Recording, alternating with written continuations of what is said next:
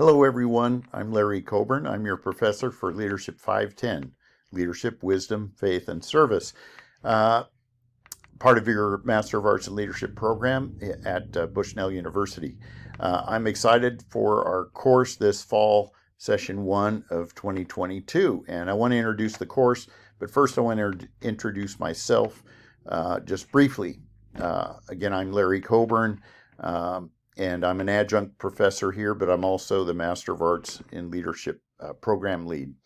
I want to start talking about myself with my journey of faith, because it's germane to the discussions we'll be having and the material we'll be looking at in this course. A little about me: I grew up in a family with strong Christian roots. My dad preached in small churches in Oregon while he worked in sawmills, plywood mills, and so forth. I struggled to find my own faith, even though I was really blessed by having that background, that family background, and things they handed down to me. When I got to high school and first year of college, I wasn't sure it was mine. And I frankly wasn't quite sure what I believed. And so I kind of had to get away. So I got away from home, and I kind of threw away the rules and regulations that were part of that faith tradition, that church tradition that was strong in my family, and kind of lived however I wanted to, and kind of did things that were sort of off limits for me before. And one evening, I was laying on the floor of my apartment, staring at the ceiling, feeling particularly depressed, and some verses that I'd been forced to memorize as a kid from the Bible, from Proverbs, which we will read in the class later, came to mind. One was, "There's a way that seems right to a man, but the end of that way is death or destruction." And I thought, wow, I've been doing what I thought was right, would lead me to happiness, would take away all the downer restrictions and things that I had associated with my parents and their faith and the church tradition that I grew up in, and it just was so true. It was not leading me to happiness. I should be as happy as a clam, but I'm laying on the floor of my apartment, staring at the ceiling, kind of depressed, and I realized, okay, I've been trying to do what I thought was the right way to happiness, and it's leading to destruction, just like the Bible says. Another one was, "Trust in the Lord with all your heart, and do not lean on your own understanding." And I was kind of like, oh man, why would I think of those two things? But they were very important, and they kind of called me to reach out and really give my whole heart and life to Jesus Christ and put my trust in Him.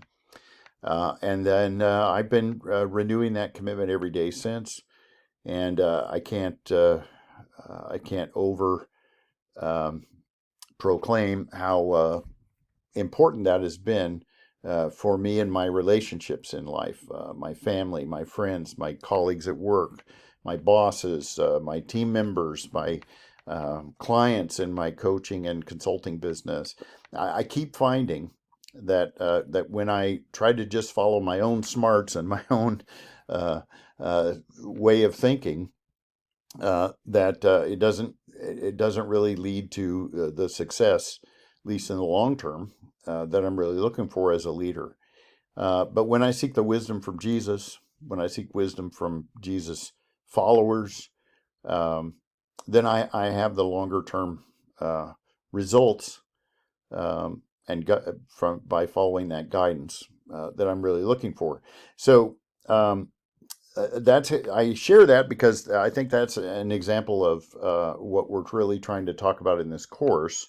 Not that you have to share the same faith as me, but our sources of wisdom really come where we look for wisdom, informs our beliefs and our faith, and that faith really drives or motivates our service. It informs, if you will, our service or our actions. And so we know what to do because it's consistent with what we believe. And what we believe is really informed by where we look for wisdom, or who we look to for wisdom. And that's the premise of this course. And so I hope that you'll enjoy pursuing that yourself as we go along in the course. In my family life, I married my wife Paula in 1981. We have two sons who are both married, and so far have blessed us with three grandchildren. They are unquestionably the greatest grandchildren ever in the history of the world. I was blessed to work at Nike for nearly 30 years in various operational roles. I was on teams and led teams of various sizes and focus and initiatives, big and small.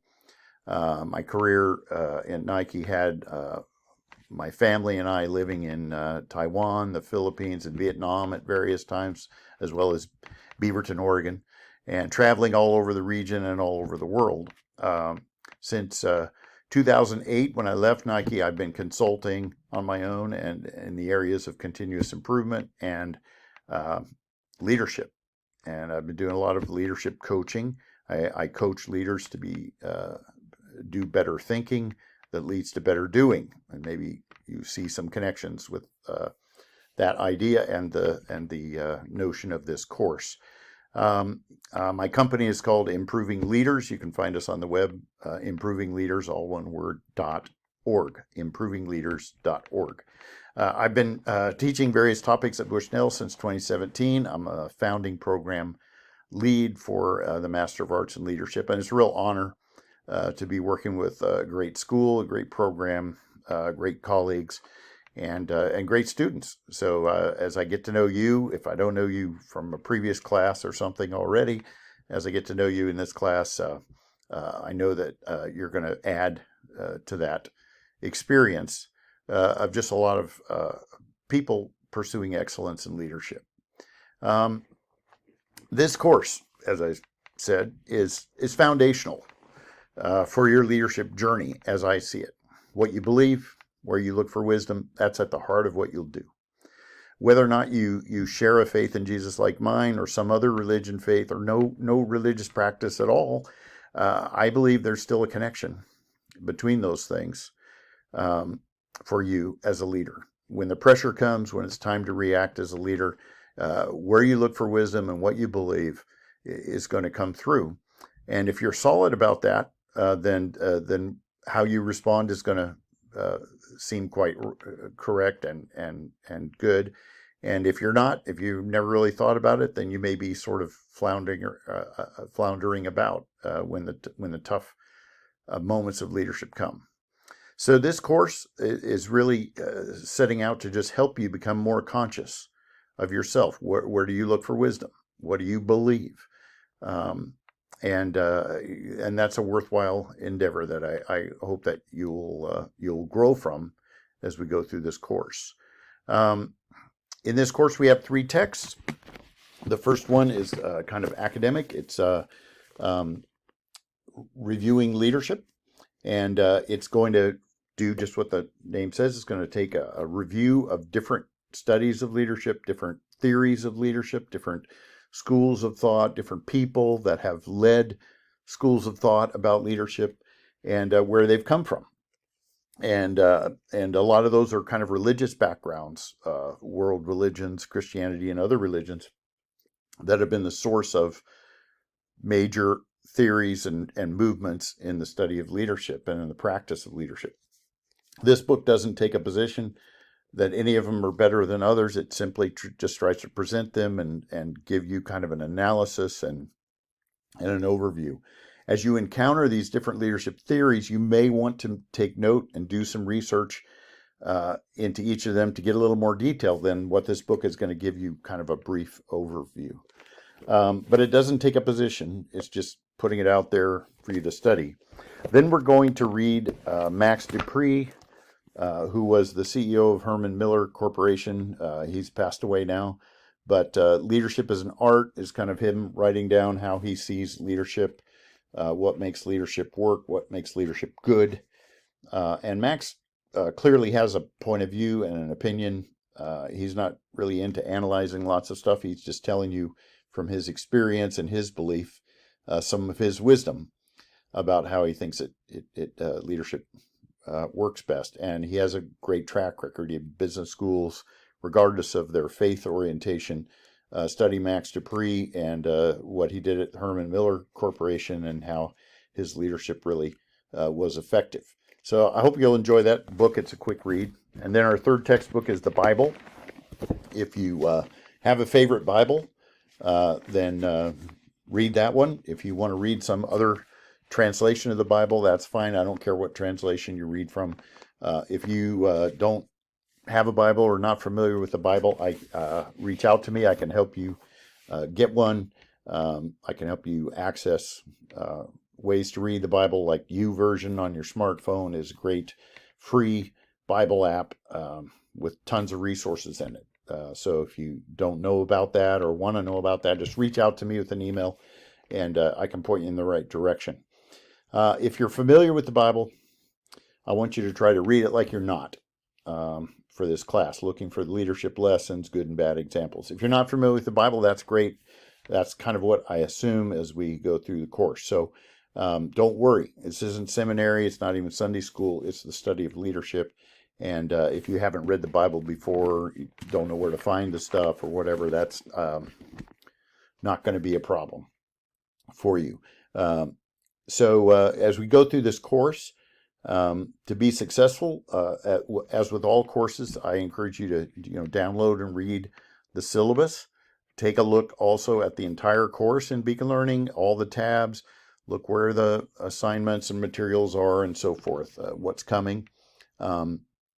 We're going to do some of the typical things. We have some papers to write, some videos to watch, some text to read, and then some discussions to participate in. I am doing a new thing. I'm going to have live discussions. I've done that before. They're optional. They'll still be optional. But what's new is you're going to be able to use those instead of posting in the discussion forum on 3 of the weeks. So those are going to take place on September 14th, September 21st, and October 5th. I think that's like week 3, 4, and 6 or something like that. Yeah, 3 weeks, 3, 4, and 6. So that's an option to earn points without having to type stuff, just by getting on the live session and joining us and joining in. And I'll keep track of your participation and give you points for that. So it's a new thing, and so I appreciate your patience with it. Everything may not work as planned. If it doesn't, don't worry. You're not going to be penalized point-wise. I'd love to have your feedback. What do you think about that approach or how I can do it better? So thank you for providing that. You can send me emails or you can put it in the course evaluations at the end. That's what I have to introduce the course and myself. I appreciate all of you being along for the journey. Don't hesitate to reach out if you have any questions anytime along the way. And I'm really excited. I'm glad you're joining us.